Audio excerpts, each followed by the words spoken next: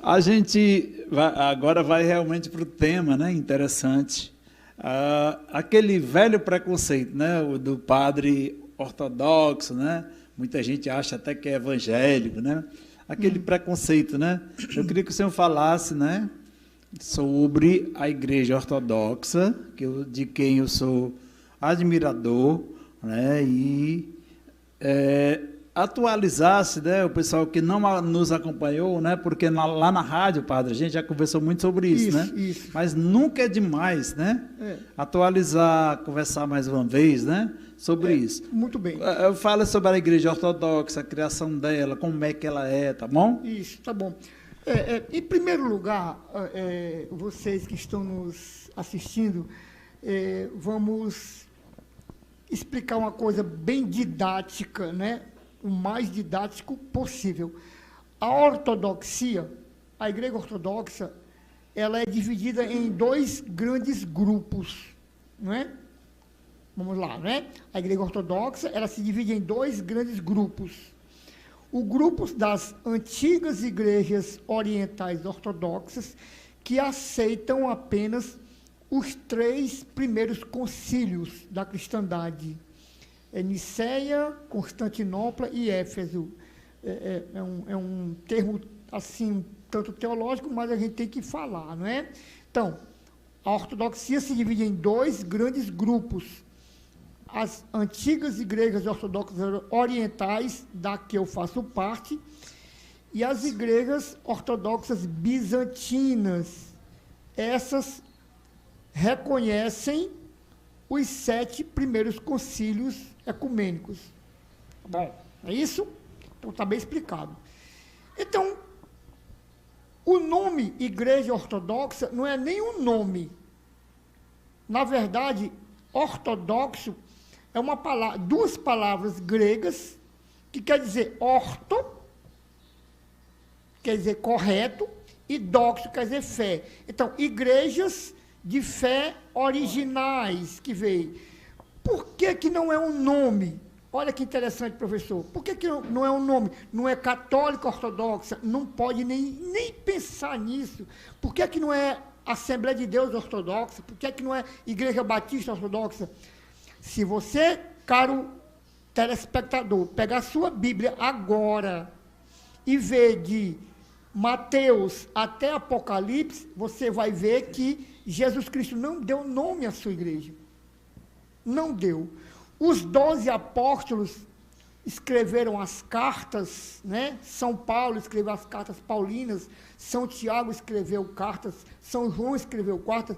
Eles também não deram nome, eles só faziam dizer assim, eu escrevo esta carta à igreja que está em Éfeso, à igreja que está em Constantinopla, à igreja que está em Roma. Não tinha nome.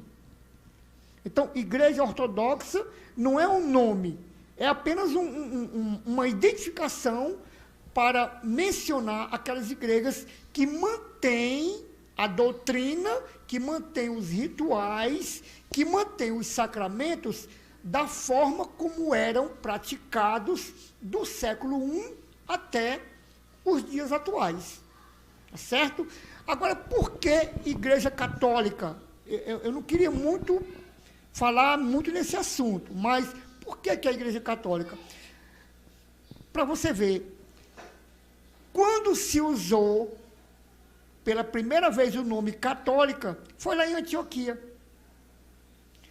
O 3º sucessor de São Pedro, lá em Antioquia, usou pela primeira vez o nome católico, não para dar um nome à igreja, mas para apaziguar uma confusão grande política que havia entre judeus e as pessoas de outras nações.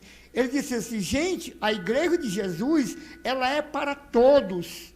Ela é para o homossexual, ela é para o heterossexual, ela é para todos, para o judeu, para o grego, para o marginalizado, para... Ela não tem. Então, católico quer dizer universal. Né? Santo Inácio foi quem usou pela primeira vez. E com o tempo, lá pelo século XI, a igreja no Ocidente começou a chamar igreja de Igreja Católica Romana. Mas que é muito assim, vamos dizer, arranha um pouco a originalidade quando alguém coloca uma tábua, uma placa, uma tabuleta. É muito perigoso, eu vou dizer assim. Por quê que é perigoso? Porque dá-se a entender que aquela placa foi originada de um pensamento humano e a igreja foi criada de forma sobrenatural. O senhor está se referindo a essa placa que seria o logotipo ou a nomenclatura da igreja? Vamos dizer assim, eu sempre costumo dizer, caro telespectador, que o catolicismo, por favor, eu não estou querendo fazer nenhum proselitismo, mas o catolicismo é a única religião cristã em que os seus seguidores podem adorar o seu fundador. Quem foi que fundou a Assembleia de Deus? Foi 2 missionários, Gunnar Wingre e Daniel Berg. Eu pergunto, as pessoas da Assembleia de Deus podem adorar o fundador da Assembleia de Deus? Não. Quem fundou a Igreja Batista? Foi John Wesley. Uhum. Os seguidores da Igreja Batista podem adorar John Wesley? Não, não podem. Então, quem fundou a igreja, o catolicismo, foi o próprio Jesus Cristo. Daí, pela qual os seguidores do catolicismo podem adorar o fundador do catolicismo. É a única instituição cristã no mundo em que os fiéis podem adorar o seu fundador, é o catolicismo. Os muçulmanos, por exemplo, que eu tenho uma grande admiração pelos muçulmanos, né? Aquela parte radical a gente deixa para lá. Mas os muçulmanos, eles não podem adorar o fundador do islamismo, porque quem fundou o islamismo foi Maomé.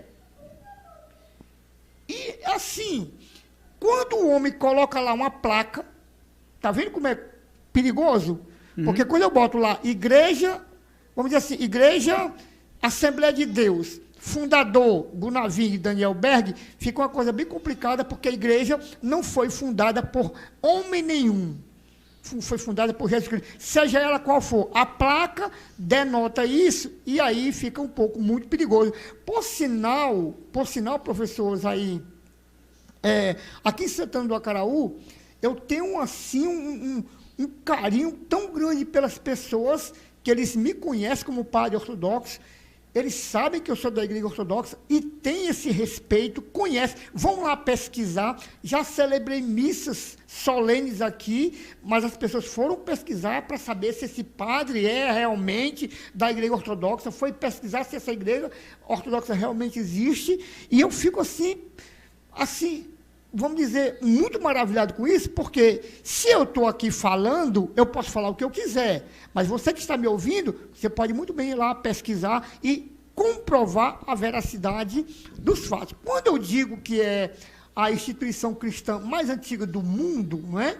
Eu digo pelo seguinte, porque a Igreja Síria Ortodoxa de Antioquia foi fundada, a sua sé apostólica, a sua igreja matriz, foi inaugurada no dia 22 de fevereiro do ano 34, por São Pedro. São Pedro foi o primeiro bispo, ficou lá em Antioquia. Eu queria que o senhor repetisse isso aí. Muita gente vai pensar que é em 1934. Não é. É no ano... no ano 34 pós-Cristo, né? Exato. Porque Antioquia era o grande centro, era os Estados Unidos daquela época, né? Então, quando Jesus Cristo ia por todo o mundo, então eles saíram de Jerusalém e o ponto de partida foi Antioquia. São Tiago ficou como se fosse a Nova York, o Washington de hoje, né? Por exemplo, só para ser bem sucinto, em Antioquia se reuniu quem? Pedro e Paulo, São Judas, São Tomé. São Tomé saiu de Antioquia, foi para a Índia, evangelizou a Índia.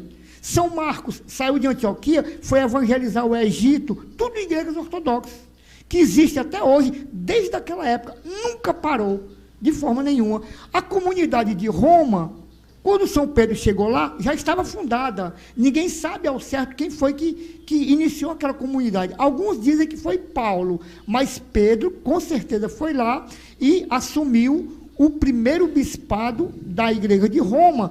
Só que antes, ele foi bispo em Antioquia por 14 anos. Saiu de lá, deixou Santo Evódios no seu lugar e foi para Roma. Padre, muito boas essas colocações, mas dentro delas existe aquele preconceito, né? Aqui em Santana nós temos muito, né? Eu já encontrei até em outras cidades o preconceito com o padre ortodoxo, né? Isso. E eu queria que o senhor nos explicasse da forma que o senhor pensa, por que isso acontece, né? Aqui em Santana eu já ouvi, né? Concelebrando, né? Inclusive pessoas, né, importantes da nossa sociedade, queridas por a gente. O senhor concelebrou a missa, né, de corpo presente. E eu queria que o senhor discorresse um pouco sobre esse preconceito sobre o padre ortodoxo. As pessoas até pensam, é evangélico, é um pastor, é um crente, né? Pronto. Não temos nada, colocando aqui que não temos nada contra os crentes, nem contra os pastores, né? Mas lembrar que o senhor não é um evangélico, e sim um padre ortodoxo, né? Bom, isso é uma pergunta bacana. Vamos lá. O protestantismo começou as suas atividades no século XVI. Olha que coisa interessante. O protestantismo começou as suas atividades no século XVI. Antes disso, quem era que vinha evangelizando a Igreja Católica Romana e a Igreja Ortodoxa? A Igreja Ortodoxa evangelizou Rússia, evangelizou a Índia, evangelizou Japão, China, evangelizou Armênia. Todo o leste europeu foi evangelizado pela Igreja Ortodoxa. O preconceito que ainda há, ou paira sobre o padre ortodoxo, e algumas pessoas acham que é um pastor protestante, por alguns costumes. Vamos dizer, o padre ortodoxo, ele pode ser casado. Sim. Espera aí, padre. Padre casado? Olha, o celibato obrigatório veio ser admitido apenas para as Américas. Apenas para as Américas. Você está me entendendo? Então, padres casados no leste europeu católico romanos podem ser casados também. Inclusive, aqui no Rio de Janeiro, recentemente foi ordenado um padre casado da Igreja Católica Romana. Como ele não era de rito latino, esse rito que é utilizado nas nossas igrejas, ele pode casar. O Papa Francisco autorizou. Antigamente, não. Antigamente, por exemplo, a igreja onde o meu querido amigo Davi Frota casou-se, a Igreja Nossa Senhora do Líbano, que é uma igreja católica romana, o padre de lá pode ser casado. O Davi Frota que o senhor fala é o nosso amigo daqui de Santana? Isso. Inclusive, eu estive no casamento dele, né? Então, a Igreja Nossa Senhora do Líbano, que é uma igreja católica romana de rito ortodoxo, o padre pode se casar. Então, o casamento na Igreja Católica Romana é obrigatório apenas para as igrejas de rito latino, esse rito que é celebrado aqui na nossa querida igreja matriz. Então, essa daí é um dos primeiros preconceitos. Quando a pessoa, padre casado, eu não aceito. Padre casado, eu não gosto. Padre casado, para mim não vale. Então, caro telespectador, o celibato obrigatório foi admitido pela Igreja Romana no século XVI, no Concílio de Trento. E esta obrigatoriedade já está praticamente morrendo, porque os diáconos católicos romanos também já podem ser casados, são os chamados diáconos permanentes. E também os padres católicos romanos aqui no Brasil, de rito oriental, como é o caso da igreja onde o Davi Frota casou-se, os padres lá também podem ser casados. Ok, padre, eu nasci no final dos anos 60, eu sou quase um dinossauro, né? Para o pessoal de hoje, né? Mas muita gente me pergunta, né, assim, porque o senhor tem um quadro, né, no nosso programa, e é um orgulho para nós, né? Lá da Princesa FM, mim também, né? Isso. E faz mais de 3 anos que o senhor está lá. Se não fosse a pandemia, né? Com gente parou por causa da pandemia, né? Eu queria saber, assim, uma coisa assim, bem dicionário, sabe? qual a diferença, se é que há alguma, né? O pessoal precisa saber, até porque me perguntaram.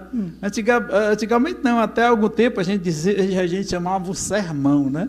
Isso. E agora a gente chama homilia. Tem alguma diferença? O que é o sermão e o que é a homilia? A homilia vem de homilética, né? Que é uma das disciplinas. Antigamente, no meu tempo, chamava cadeira, hoje chama disciplina, né? Então, homilia vem de homilética. E o que é homilética? Homilética é o quê? É um discurso, né? Vamos dizer assim. Então, daí veio o nome homilia, vem de homilética, que é nada mais do que um discurso, vamos dizer assim, não é? Pronto, é só isso. Mas o mais adequado, a palavra mais adequada é realmente sermão, porque o Evangelho fala em sermão. Sermão do monte, né? O sermão... né? Só interrompendo assim, o pessoal de hoje confunde sermão com a briga dos pais, né? Pronto, meu pai me deu um sermão, deu um sermão, né? exatamente. Ai, pai, chega de sermão, né? Mas você sabe por quê? Eu tenho uma pequena comunidade lá em Itaitinga, e tem uma professora que toda vez que ela vai para a missa, e ela diz assim, padre, sinceramente, toda vez que eu venho para a missa, o seu sermão é um tabefe na minha cara. Parece que vai direto na ferida. Eu disse, bom, eu não sei a sua vida particular, não conheço, apenas eu sigo um roteiro litúrgico, não é? E faço a homilia, não é? Baseado naquela leitura.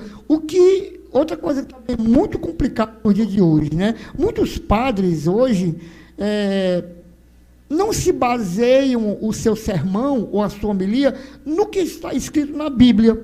Daí a razão pela qual muitos fiéis têm abandonado a igreja, porque vai para a igreja para receber um alimento da palavra e lá escuta assuntos que não tem nada a ver com... Concordo plenamente. Aí o que acontece? Uma fuga de fiéis. Então, no meu caso, eu até postei nas minhas redes sociais e sempre disse, na minha igreja, no altar, é exclusividade da pregação, adoração, louvor e súplica, nada mais. A minha vida particular não interessa aos fiéis. Por sinal, o apóstolo Paulo, ele dizia, não falo de mim mesmo, porque se eu falar de mim mesmo, eu vou criar pecadores como o pecador que eu sou. E que ele quer, com as suas palavras, fazer com que as pessoas se convertam, né? Reforce a sua conversão diária, porque não se enganem, a conversão, ela nunca vai ser total, nunca, porque uma conversão total significa dizer que não há mais necessidade de igreja no mundo. Com certeza, padre, gosto muito. O programa Na Princesa, na verdade, esse quadro, a homilia no rádio, né? Era, como quando nós o convidamos para o programa, né? A gente explicou para o senhor o nascimento dele, o padre Walter, né? Meu primo, né? Que Deus o tenha, já está em outra dimensão. Certo. Ele gravava, né? Mandava nas fitas cassetes, né? Lá para a FM Maraquém, um quadro que chamava, né, Sermão no Rádio, né? Aliás, não era sermão no rádio, sermão em programas de rádio, né? Era assim. E ele sempre mandava o evangelho e os comentários. Aí o senhor lembra que nós demos a ideia para o senhor, né? Isso. Atualizamos, né? Homilia no rádio, né? Uns 4 anos atrás, lá na Princesa. E o senhor atendeu o nosso pedido. Se não fosse a pandemia, nós estávamos completando quase 4 anos agora no ar, né? Isso. Mas a pandemia atrapalhou tudo, né? E também a rádio era AM, migrou para FM, né? Passou um ano fora do ar, mais de um ano fora do ar, mas o senhor continua com a gente. Eu queria que o senhor falasse do programa. Foi bom para o senhor gostou desse convite, né? Fale sobre a homilia no rádio. Olha, anteriormente, eu falar aqui no início do programa em que eu agradeço muito a Deus pela grande receptividade e respeito com que o santanense tem para comigo. Isso. Respeitando a minha fé, respeitando a minha instituição religiosa e respeitando também o meu sacerdócio. Olha, professor, aí quando eu vou para o texto dos homens... Eu já estive lá e vi como é bom. E faço, eu oro o Pai Nosso em aramaico, de costas para a igreja, de frente para o altar, e as pessoas acham lindo, aplaudem. Isso, para mim, olha, é uma coisa que eu, assim, não sei nem como agradecer. A questão do programa, no Homilia no Rádio, lá na Princesa do Norte, no começo eu falava aqui para você que, olha, professor, eu te agradeço de coração, porque é uma porta em que a gente pode anunciar o Evangelho, né? E como muitas pessoas podem ouvir aquela mensagem, como essa professora, né? E por meio dessa mensagem, mudar de vida, mudar de comportamento, ver onde é que precisa mudar ou melhorar. Porque é muito perigoso quando alguém diz assim, eu não mudo, quem quiser que me aceite assim, é muito perigoso. A gente deve mudar, não mudar para satisfazer a outrem, mas deve mudar para melhor. Ser melhor amanhã do que foi ontem. E a palavra de Deus, ela tem esse poder maravilhoso, e o programa Correio da Amizade, lá na Princesa do Norte, tem nos dado ao Padre Norbério, dado à Igreja Síria Ortodoxa de Antioquia, a levar a mensagem do Evangelho aos rádio-ouvintes desse programa, que começou lá na primeira capital, lá em Aquiraz. É uma responsabilidade imensa, até porque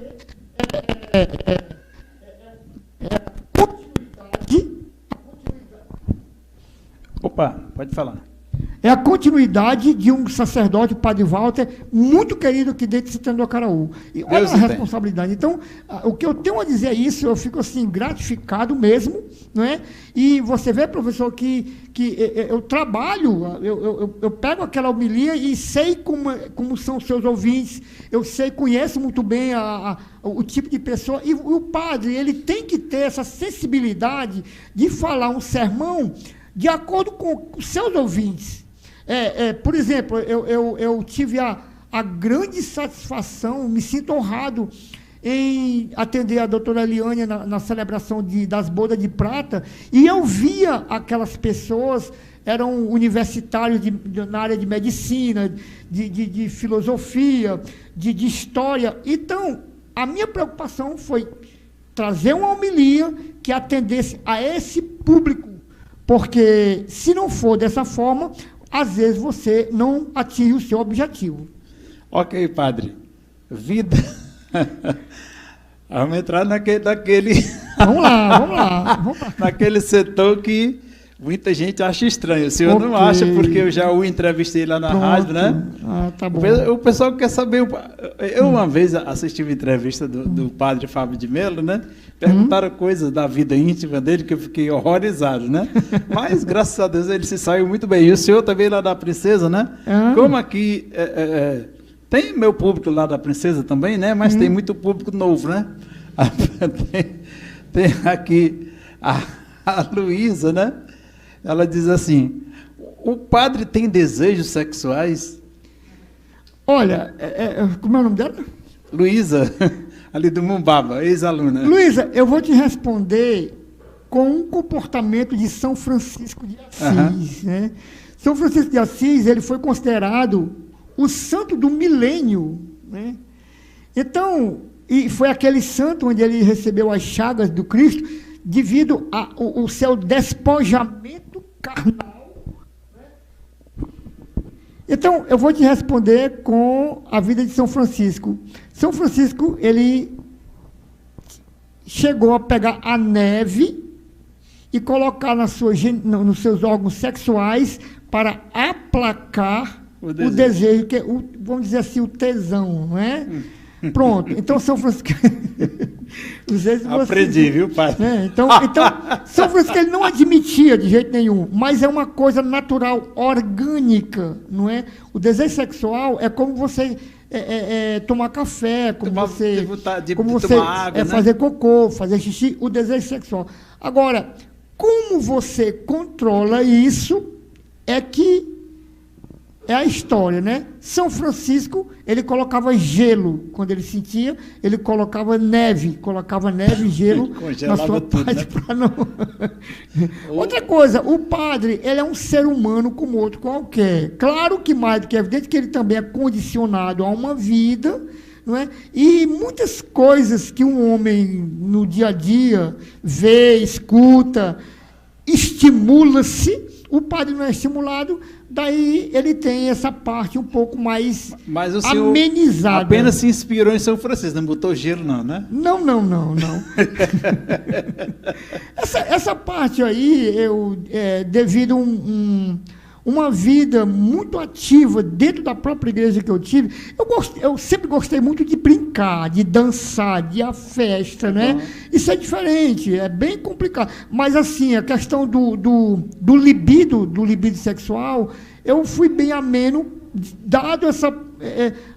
viver 24 horas ensinando, dando aula, e quando eu participo de alguns eventos esportivos, como trilha, e que aquela galera toda vai, vamos, padre, vamos pro inferninho. Ele disse, não, eu vou ficar no meu cantinho, às vezes levo um livro para ler, e assim, e não preciso recorrer a casos como o de São Francisco. Essa mesma pessoa, o senhor lembra que lá na Princesa, ela lhe perguntou uma vez se o senhor usava perfume, e inclusive o senhor disse que usava, né? Sim. Usava perfume, e ela diz assim, mas perfumes, assim, com intenção de alguma coisa, né, nas partes íntimas, ou usa perfume assim como qualquer pessoa, né? Olha, como é o nome dela que eu me esqueço, É a Luísa. Luísa, se eu fosse mulher, eu não me encostava perto de um homem fedorento nem para ganhar dinheiro. Não me encostaria. Eu gosto sim de usar um perfume. Agora, nas partes íntimas, eu uso talco Flora Neném. Eu não consigo dormir se não usar no corpo todo, né? E a higiene corporal, eu uso aquele sabonete líquido antigo, Aceptol. Se eu não usar o Aceptol, causa um estrago danado, começa a aparecer brotoeira no corpo todo. Tem que ser Aceptol. Às vezes eu tento até mudar, porque o Aceptol está muito caro, mas não adianta. Eu vou usar outro, Mas assim, o perfume aqui no rosto, no cabelo, eu gostei porque é assim, um abraço, você dá a uma pessoa, e se você tem um odor desagradável, é triste você abraçar uma pessoa sabendo que ela está mal cheirosa, né? Então, eu uso perfume sim, gosto. Bom, e pronto. E assim, pena que o meu perfume agora eu não estou mais conseguindo encontrar, de jeito nenhum. Tinha uma produtora em Fortaleza e hoje... O Aceptol? Não, o perfume. Tá. É o Raco. Tá bom. O doutor Padre, aqui, nosso patrocinador, né, ele fez a pergunta que o senhor já respondeu anteriormente, eu não vou repetir, né? Mas ele diz assim, o senhor se acha um homem bonito? Não, doutor Padre, não me acho uma pessoa bonita, eu me visto bem, né? Mas não me acho bonito. A minha estética não é legal, e até porque, às vezes, eu sou um pouco relaxado em alguns casos, né? E não me acho uma... Eu já fui, quando jovem eu era bem um pouco mais vaidoso, mas hoje não. E até tenho relaxado em alguns casos, fazendo com que eu não seja uma pessoa esteticamente bonita. Agora, espiritualmente, assim, aí eu me orgulho, eu me acho uma pessoa linda. Inclusive, na homilia, eu mostrei para você o que é que faz uma pessoa ser linda, uma pessoa abençoada, iluminada, que são os frutos do Espírito na vida de uma pessoa, né? Aí, inclusive, ele até complementa aqui, porque essa barbicha passa uma espécie de herói americano, aliás, herói de filmes americanos ou coisa parecida. Doutor Pádua, essa barbicha, eu já levei tanto carão por causa dela, doutor Pádua, porque os padres ortodoxos, eles são obrigados a usarem barba. Não existe. Inclusive, alguns padres do rito bizantino, não é, adotaram outros costumes. Eles sofreram muita perseguição por parte da igreja de Roma, daquelas cruzadas, eu acho que não sei se o professor aí é professor de português, né? E houve uma perseguição muito grande dos cruzados em cima das igrejas ortodoxas bizantinas, que hoje eles se benzem ao contrário. Eles não se benzem como os romanos, nem como nós, dado isso. Então, a barba, ela é uma identidade estética do padre ortodoxo. não se admite padre ortodoxo sem barba, a menos que seja por imposição da lei de um país, por exemplo, né? Por exemplo, os ortodoxos na Índia, eles não usam o preto, mas o patriarca, né, que é o sucessor de São Pedro, lá em Antioquia... Eu gosto muito do preto. Pronto, autorizou os ortodoxos da Índia usarem branco por causa do clima, muito quente, e o preto atrai muito isso. A barba, doutor Pádua, é apenas isso, é uma identidade do padre ortodoxo. Eu uso por conta disso. Antigamente eu usava só um cavanhaque, mas eu levava muito carão do meu bispo. Aí chegou um bispo do Iraque, por sinal militar de Saddam Hussein. Aí esse me pegou tanto no meu pé que eu passei a usar a barba, não como herói americano, mas como uma obediência eclesiástica. Padre, o senhor é professor, né, numa escola. Isso. Eu queria saber assim, está funcionando, com a pandemia parou, como é que está?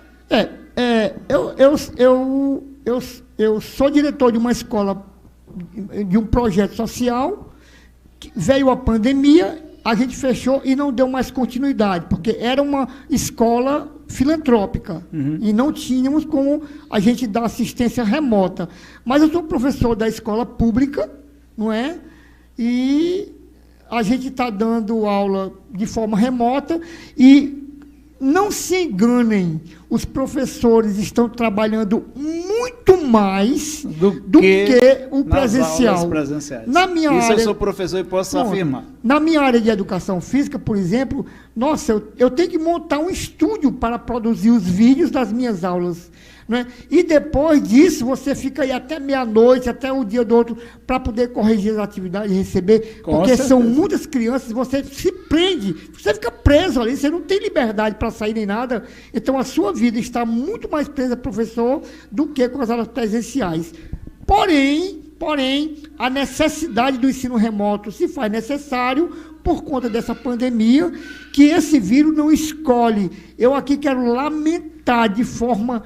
O filho do seu João Brás, né? Neguinho. O Neguinho, uma pessoa que eu tinha um carinho muito grande, o pai do Sandro, e tantos outros que esse vírus nos ceifou, tirou de todos nós. Mauricinho. Isso, mas e a gente precisa se cuidar. O meu superior aqui em Fortaleza ligava: não saiam de casa, pelo amor de Deus. Ele pegou Covid e hoje, com 5 dias, faleceu. Uma coisa triste, e a gente vai ter que se submeter a isso, trabalhando de forma triplicada, mas se faz necessário. Com certeza. E para encerrar, padre, nosso bate-papo que está delicioso, se a gente ficasse 3 horas ainda era pouco, porque eu gosto do que o senhor coloca, e eu tenho certeza que o público também, né? Graças lá na a Deus, Princesa, né? O pessoal isso. pedia, aí precisamos de outra entrevista com ele, outra e mais outra. O senhor faz rapel, um padre que faz rapel, um padre que faz trilhas de moto. Isso. Um padre que faz tantos esportes assim, né? O senhor aparece... É formado em educação física, né? Como o senhor acabou de colocar. O senhor aparece de cabeça para baixo nas redes sociais, né? Fazendo rapel, fazendo trilhas de moto. As pessoas bem preconceituosas. Isso não é padre, não. Isso é um doidinho. Comente sobre isso, por favor. Olha, foi até bom, professor, aí, você ter tocado nesse assunto, porque, olha que interessante, eu vim assumir uma postura de um religioso aqui em Santana do Acaraú, né? Dado a tantos amigos me pedirem, ontem mesmo eu atendi uma família que oramos junto, dias, meses, e Deus mostrou a solução do problema. Então, dada essa afinidade que muitas famílias já têm, eu vim assumir mais uma postura de religioso. Mas eu tenho um projeto de ginástica aeróbica lá em Itaitinga, eu acho que você já viu, né? Sim, com ginástica certeza. Aeróbica, o rapel, sou faixa preta de judô e nós temos um projeto aqui para Santana do Acaraú, para dar aula de judô para crianças carentes lá do João Alfredo, para passar essa pandemia. E faço trilha. Gente, olha, você que tem preconceito porque um padre faz tudo isso, fica de cabeça para baixo, tudo mais, saiba de uma coisa: São João Paulo II, a quem eu tenho um profundo respeito e admiração, ele tem uma um escrito de autoria dele, dizendo: precisamos de santos. Santos que bebam Coca-Cola, que vá ao teatro, que curta a vida. Santos que vestem de calça jeans. Então, isso teve uma influência tão grande na minha vida sacerdotal, não é? Dado pelo próprio João Paulo II. Não foi nem pelo meu patriarca. Esse patriarca que está aí, Inácio Afrense II Carim, ele é o 123º sucessor de São Pedro, lá em Antioquia, e ele vai nas quadras de basquete da palestra, mas São João Paulo II foi quem inspirou esse padre aqui a ter uma vida esportiva como eu tenho. Gosto. Eu atendo a cerca de 300 mães, né, com ginástica aeróbica, lá no Eusébio e lá em Itaitinga. Elas dão 1 quilo de alimento, eu transformo isso em cesta básica e dou aos pobres. E tenho essa vitalidade toda, eu acredito que graças a essa vida esportiva que eu levo. Eu gosto muito. Claro que muitas pessoas acham perigoso. Trilha, por exemplo, né? Muitas dizem: padre, não é perigoso, mas a gente toma todo um cuidado. E eu vou para as trilhas, mas para que aquela meninada vê que tem um padre ali no meio, tenha um pouco mais de limite nos exageros da mocidade. Está vendo aí? Você que tem preconceito porque o padre faz essas mirabolâncias todas, não é? E gosto também de tomar uma cervejinha. Adoro. Isso é bom. Por sinal, sábado agora eu estou indo de Fortaleza para Teresina de moto. Quem quiser ir comigo, está feito o convite. Eu não estava aqui na pauta, não, mas já que o senhor falou de moto para Teresina, eu lembrei daquele acidente que o senhor sofreu, né, lá na rotatória. Na rotatória, né? Do Pecém. Aquilo foi em 2015, né? Parece que foi. Aquele acidente, até hoje eu não consigo entender. O senhor na sua moto. Exatamente. Caiu, né? Eu não consegui entender. O filho do doutor Chagas falou: padre, no meio daquela rotatória, na época, tinha um buraco muito grande. Talvez tenha sido isso. Eu caí, mas olha que interessante. Foi à noite o acidente. Eu não vi nada. Não cheguei nem a ver a pancada. Quando eu vim dar por mim, né? Eu já estava sendo socorrido, parece que um carro vinha atrás, parou e não saiu de lá enquanto a polícia rodoviária não me levou para um hospital lá em São Gonçalo do Amarante. Mas eu não vi. Inclusive, eu quero dizer a você, telespectador, que eu sou devoto de Nossa Senhora. Os ortodoxos têm uma devoção por Nossa Senhora muito grande. E aquele foi o 18º acidente de moto que eu sofri. E graças a Deus nunca quebrei. Quantos acidentes? Muito. E nunca tive sequela nenhuma até hoje, graças a Deus. Né? Graças a Deus. Graças a Deus. Aquela tipóia que o senhor estava usando na rádio até pouco tempo, era do dito acidente? Não, aquilo já era foi outro, né? Já é outro acidente. Foi, nesse eu exagerei. Eu vinha a 110, né? A 110, domingo, 6 horas da manhã, a pista não tinha ninguém e passou um porco na minha frente, né? Jesus. Um porco passou na minha frente e não teve como. Eu caí e tal. Como eu sou faixa preta de judô, eu escapei porque eu fiz um rolamento. Mas aí, como eu bati o impacto do ombro no asfalto foi muito grande, acabei quebrando a clavícula, né? E o médico disse assim: olha, pela sua idade, não vou operar. E com 40 dias a clavícula emendou e o médico não acreditou. Ele disse: eu não acredito que o senhor tenha essa idade. O senhor está mentindo. A sua idade nesse documento está errada. Eu digo assim: bom. Porque ele achou que o processo de calcificação foi rápido demais de um adolescente, né? Fazer o quê? Mas eu acho que isso se atribui aos seus exercícios, com certeza, à sua vida, né? Exatamente. Padre, pelo nosso tempo, eu quero agradecê-lo, né? E passar a palavra para o senhor para fazer as suas considerações finais. Agradecer, só agradecer. Eu só tenho gratidão pelo senhor. Pronto. Sou fã, admirador, né? O pessoal pergunta quem é o Padre Norberto, eu já saio elogiando, fazendo... Eu fiz isso em Fortaleza com pessoas que só o conhecem por foto, às vezes só pela voz na homilia, né? Isso. Como é o caso da minha prima Cileia, a minha cunhada Vivênia, que é casada com meu irmão Júnior, que são fãs do senhor somente pela voz na homilia, né? Então, as suas considerações finais. Mas, realmente, professor, eu só tenho a agradecer, porque é uma oportunidade em que todo santanense e demais telespectadores podem ter um pouco de conhecimento de que o cristianismo, como diz São João Paulo II, respira por 2 pulmões, e são palavras de João Paulo II. O cristianismo respira por 2, o catolicismo respira por 2 pulmões. O pulmão latino, que é a Igreja Católica Romana, e o pulmão oriental, que é a Igreja Ortodoxa. Então, a gente tem esse espaço bacana, maravilhoso, que a gente pode levar para as pessoas e ficarem um pouco mais inteiradas do que é, como você mesmo diz, que algumas pessoas pensam que é uma novidade, e não é, uma coisa bem antiga. Isso, para mim, é fabuloso, porque é uma cidade em que eu nasci, e estou me aposentando e vindo para cá e querendo estabelecer o meu domicílio aqui e ter uma aceitação que eu já tenho, onde programas como esse, o Correio Entrevista e o Homilia no Rádio, só reforça a seriedade da nossa instituição, não é?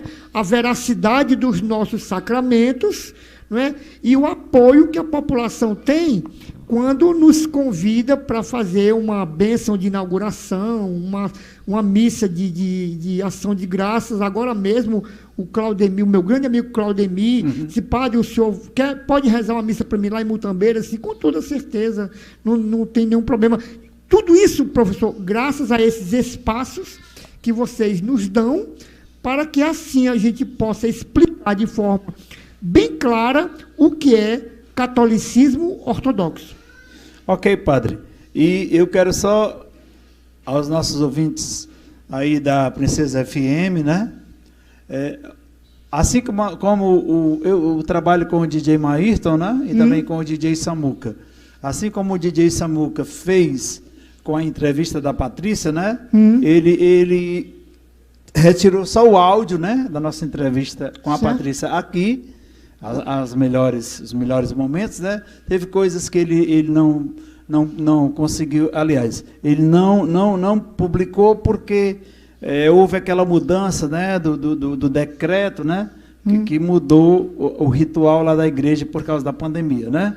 A Patrícia veio aqui, né, os meninos aí se lembram, ela divulgou assim, digamos assim, um horário, né, um cronograma que não aconteceu por conta da pandemia. Foi mudado, né? O padre Nonato até nos explicou isso. E estou lhe comunicando, né? Porque eu fiz isso com a Patrícia, né? E estou lhe comunicando que essa entrevista, né? Ele vai extrair o áudio, né? Dos melhores momentos, né? E eu gostaria que o senhor autorizasse para a gente publicar sábado agora, lá no programa Correio da Amizade na Princesa, né? O áudio só, isso, né? Pronto. Claro.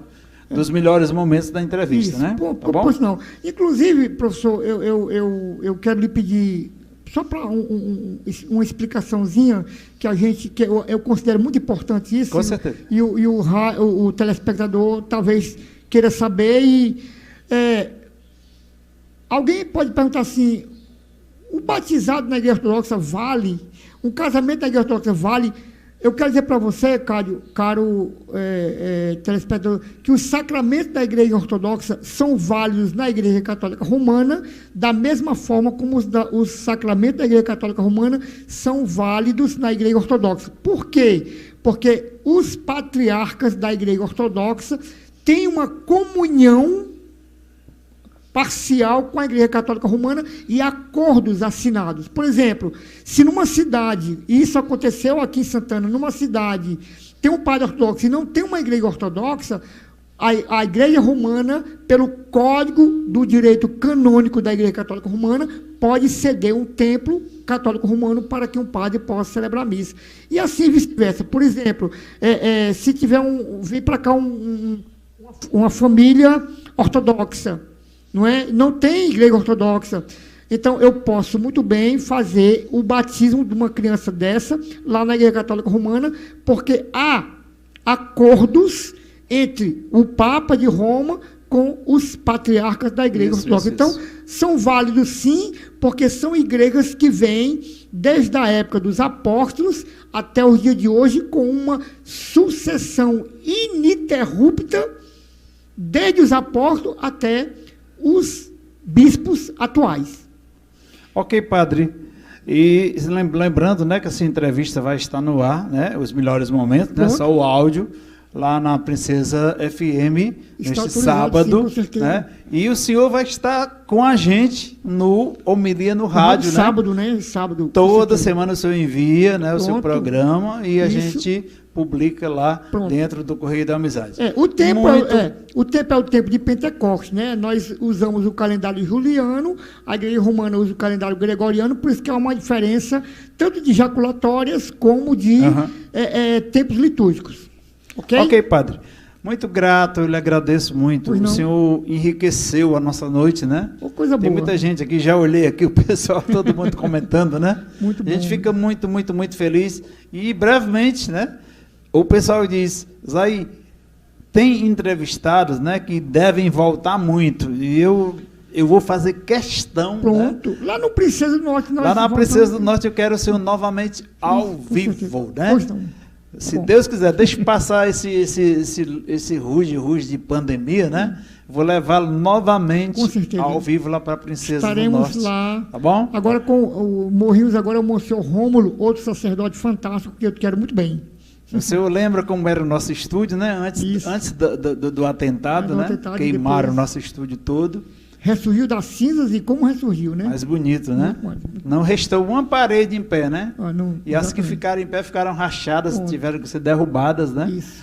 E o seu Ayrton, né? Derrubou tudo e do chão, né?